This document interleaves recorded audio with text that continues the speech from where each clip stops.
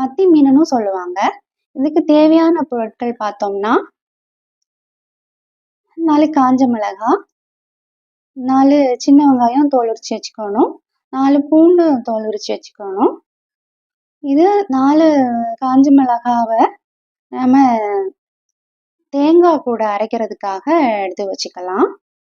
இந்த பச்சை மிளகாய் நம்ம குழம்பு ஊட்டி அடுப்புல வைப்போம்ல, அப்போ அதை நம்ம போடுறதுக்காக எடுத்து வச்சிருக்கோம். அப்புறம்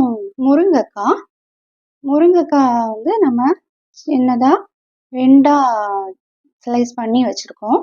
சின்னதா கட் பண்ணி மாங்காவும் ஸ்லைஸா நறுக்கி வச்சிருக்கோம். இதையும் நம்ம குழம்பு அடுப்புல வைக்க போகும்போது நம்ம அதை போட்டுக்கணும்.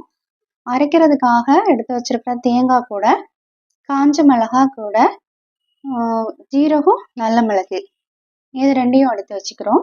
இது மிக்சியில் போட்டு நம்ம அரைச்சி விழுதா எடுத்து